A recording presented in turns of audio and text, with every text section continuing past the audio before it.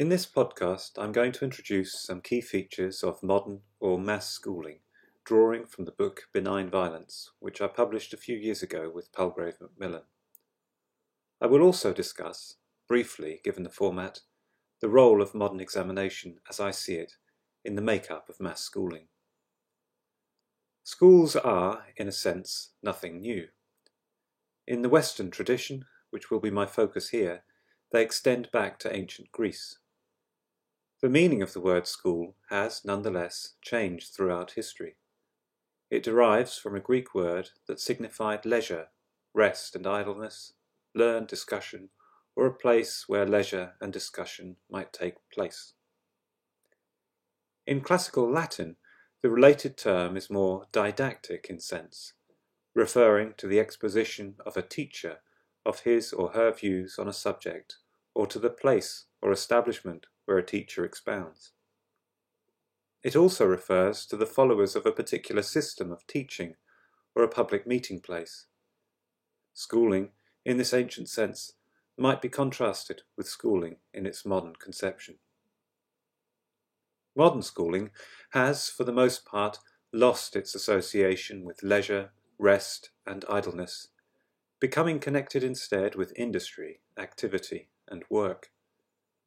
The idea that a teacher gives some kind of exposition of his or her views on a subject has been accompanied and in some places replaced by the teaching of preset curricula and teaching to the test, an enactment of duties that is heavily infused with the performative inanity of modern institutional life. In this context, an explicit concern with moral formation, with reorienting the soul, has been superseded by a reductive emphasis on the development of skills and aptitudes necessary for maintaining a productive or at least orderly citizenry. Modern notions of schooling have not entirely replaced earlier ones, however. In both settings, character is formed and behaviour is conditioned. Modern schooling is still engaged in the labour of moral formation. Nonetheless, its moral mission is no longer foregrounded. Instead, the activity of moral formation is largely contained within its automated procedures.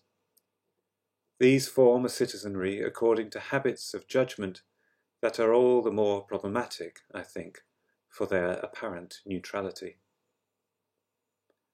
Ancient and modern schooling are nonetheless at odds, insofar as modern schooling has become a mainstream activity that is yoked to the needs of the state and the demands of international capital. Ancient Greek schooling was, by contrast, reserved for a minority of free men who received lessons at an early age in music, grammar, and physical training. Women were largely excluded. More advanced training in philosophy offered an even smaller group of would-be disciples, again mainly men, the opportunity to step outside society and contemplate another way of relating to the world. Like ancient schooling, modern schooling still prepares those in attendance for a way of life. It is, however, no longer voluntary and no longer exclusive. In modernity, the idea arrives that everyone deserves to be schooled, hence the term mass schooling.